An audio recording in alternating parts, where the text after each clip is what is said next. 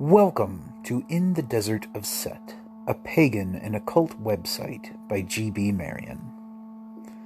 I'm G.B. Marion.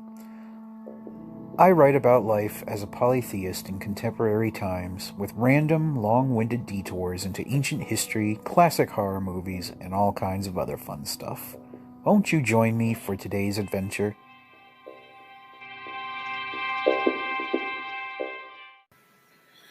If you'd like to read a free electronic print copy of the following recording, please visit desertofset.com.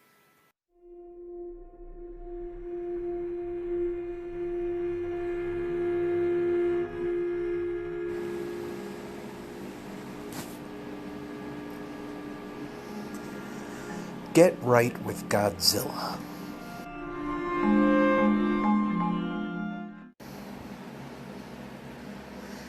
Prior to the 1950s, creature features were dominated by gothic characters like vampires, werewolves, and Frankenstein's monster.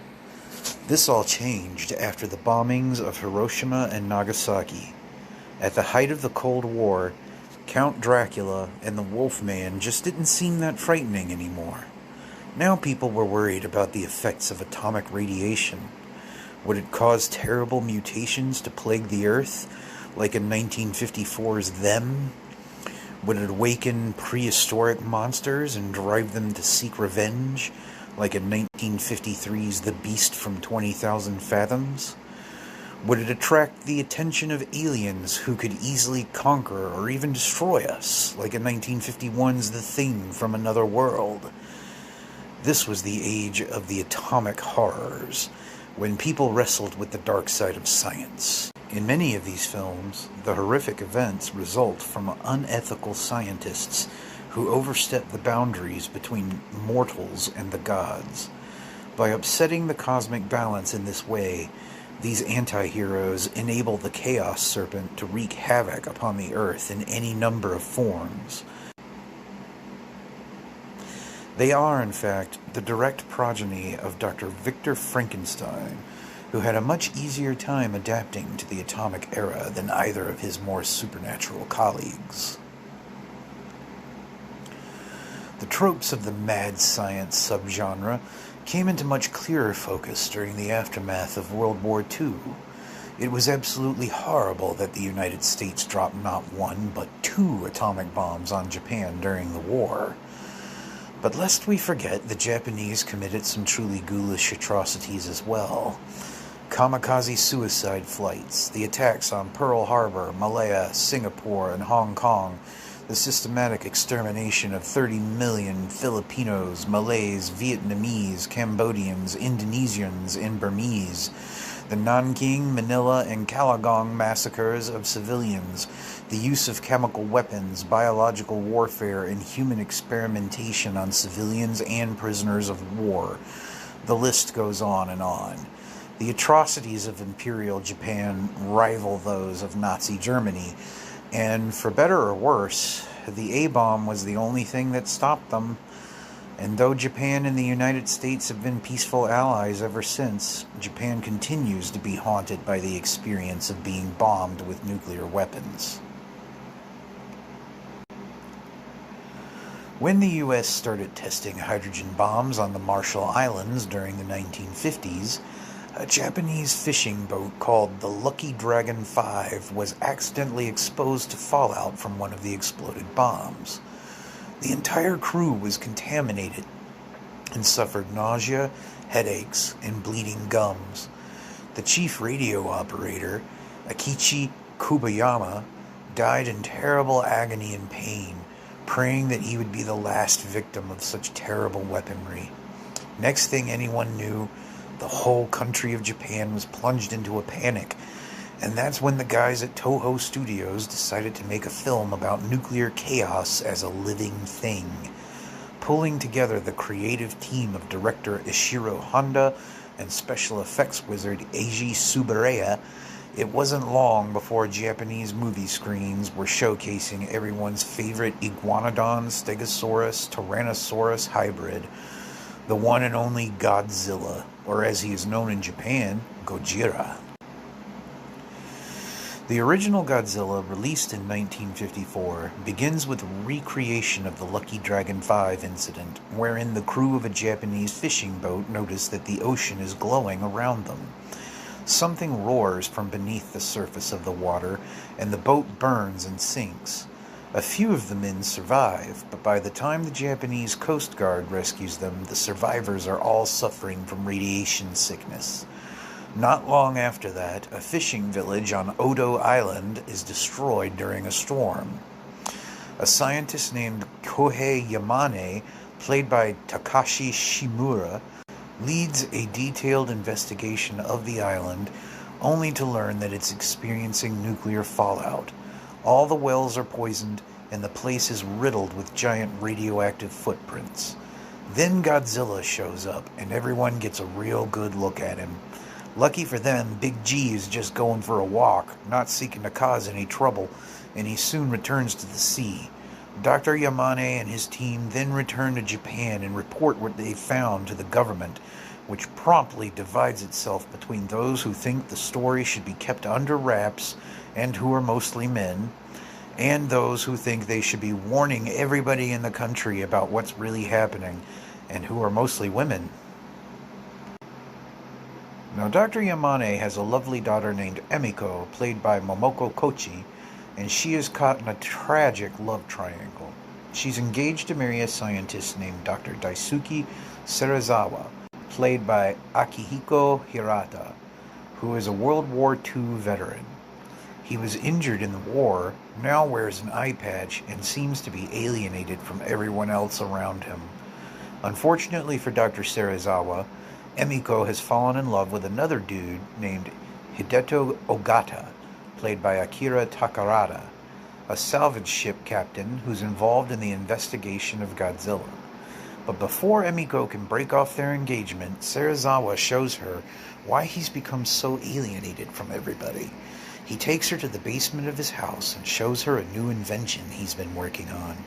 We can't really see what the device does just yet, but whatever it is, it makes Emiko scream and faint, and when she leaves Serizawa's house, it's like she's been lobotomized.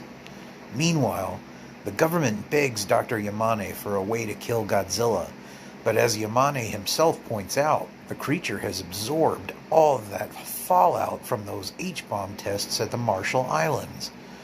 In other words, Godzilla literally eats, pisses, and shits pure atomic energy.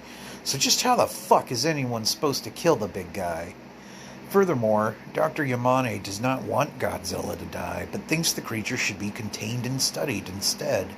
He figures there are probably all kinds of things scientists can learn from an animal that's strong enough to survive an atomic blast. But the government doesn't listen. It just tries to neutralize Godzilla before he becomes too much of a nuisance.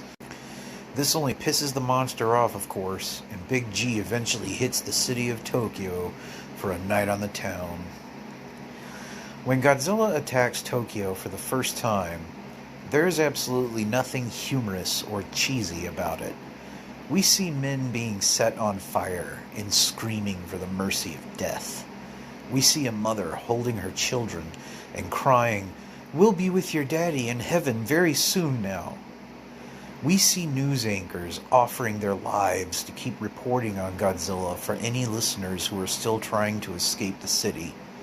We see hospital doctors waving Geiger counters over newly orphaned children while the kids scream for their dead parents. And we see school children singing prayers for all the people who've died.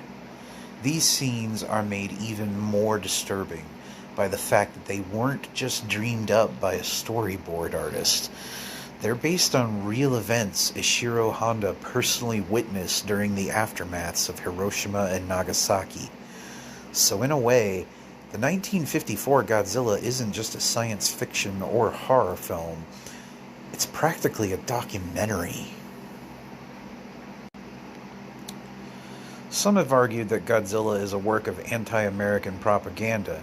Surely having the giant lizard puke radioactive shit all over Tokyo is really America's fault, right?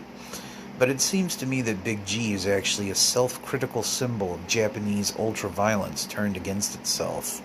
The way Ishiro Honda frames the narrative, It feels almost as if he thought Japan deserved to be wiped off the face of the planet by an atomic fire-breathing dinosaur. Godzilla is like a judgment from the gods, sent to humble Japan for every horrific war crime it ever committed as an Axis power. And as the film eventually reveals, the only way to defeat the monster is by creating something even worse than what awakened him. That's when Emiko finally reveals what Dr. Serizawa's been hiding in his basement all this time.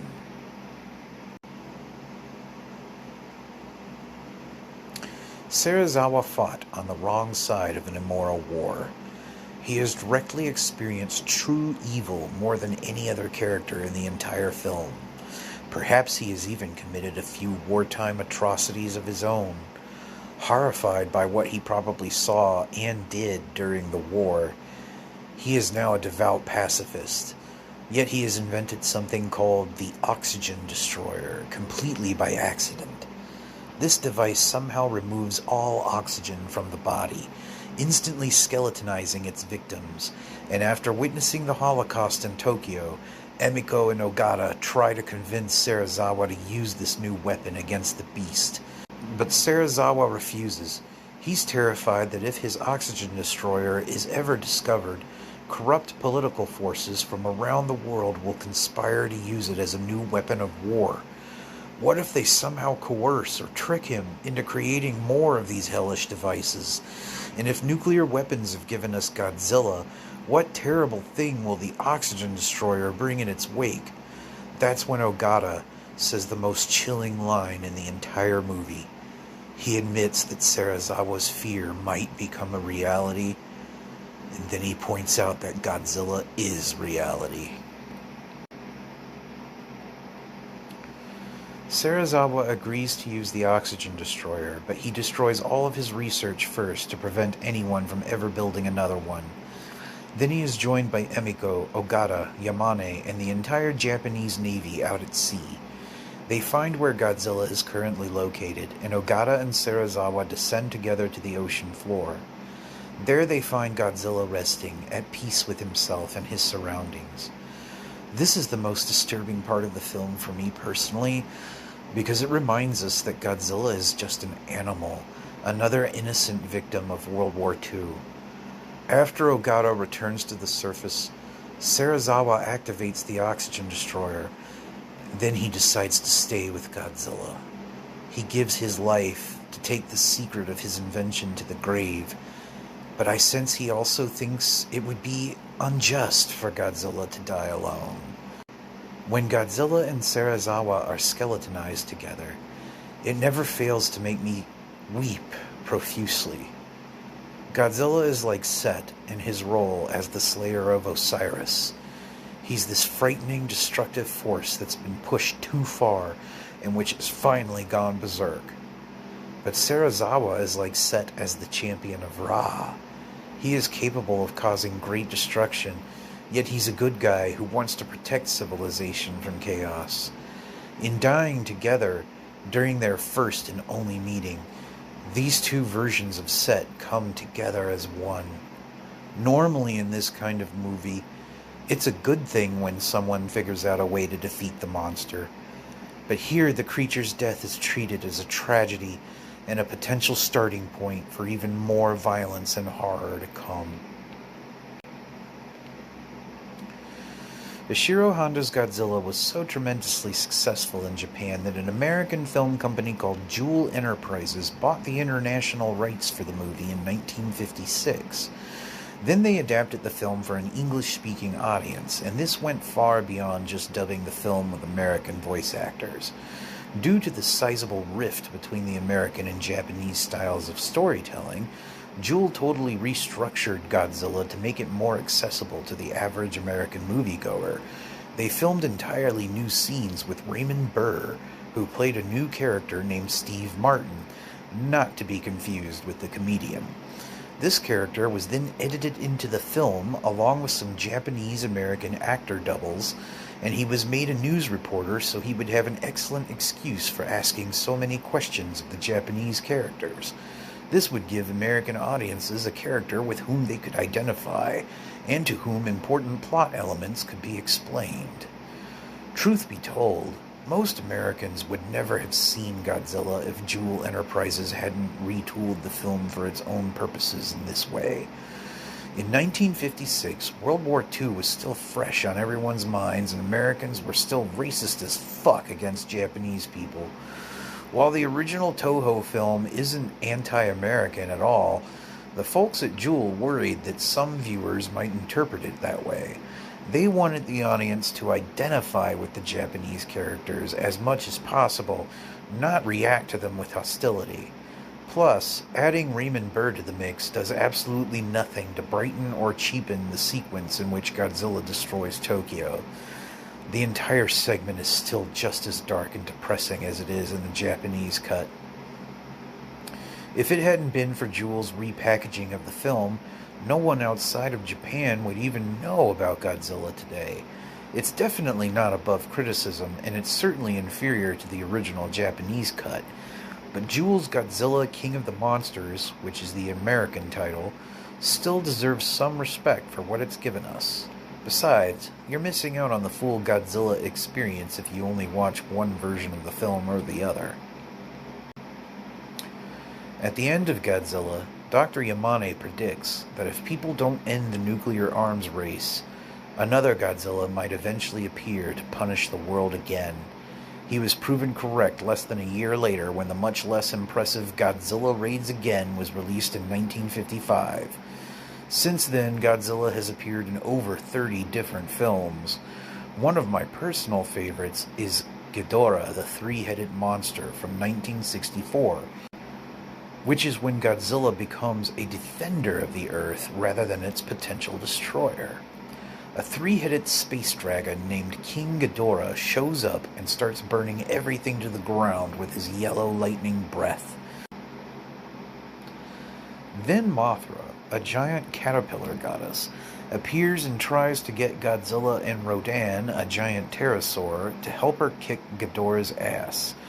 This leads to one of the most endearing scenes in any Godzilla film ever, where the three beasties actually speak to each other while being translated for the human audience by Mothra's twin fairies. Godzilla and Rodan say they don't give a shit what happens to humankind, they just want to be left alone. So Mothra goes to face Ghidorah herself, only to have her ass handed to her, and when Godzilla and Rodan see that, they get royally pissed and start beating Ghidorah like he owes them money. It's one of the greatest monster throwdowns ever made. This sequence is so damn important and inspirational to me, I'm going to throw up a video review someone else has made about it just so you can see some clips.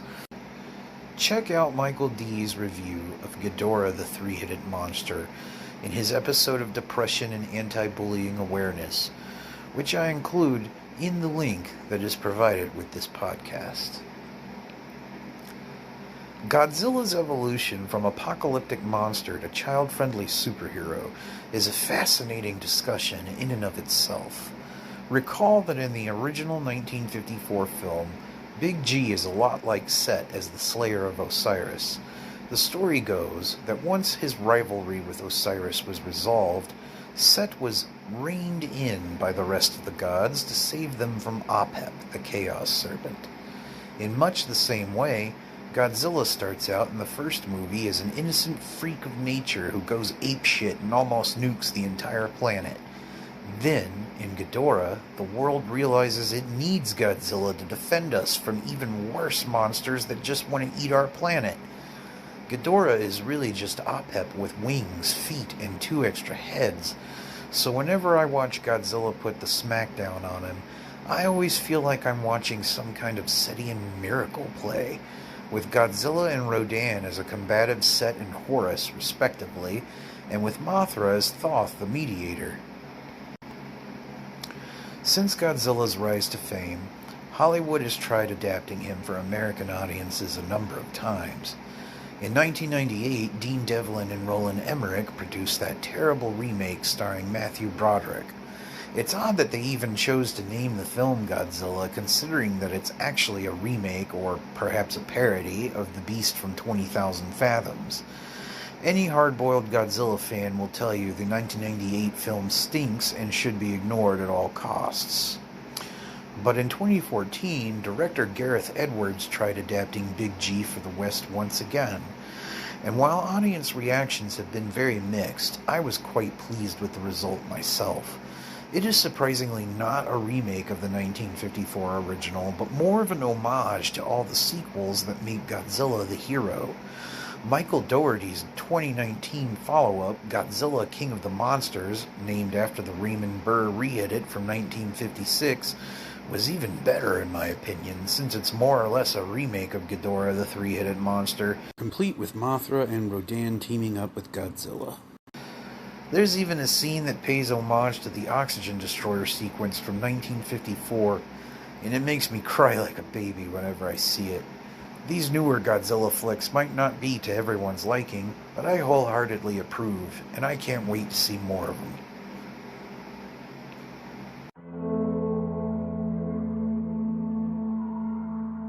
Thank you so much for listening. If you enjoyed this sermon and you'd like to read some more, please check out desertofset.com. I hope you have a wonderful day. Set bless.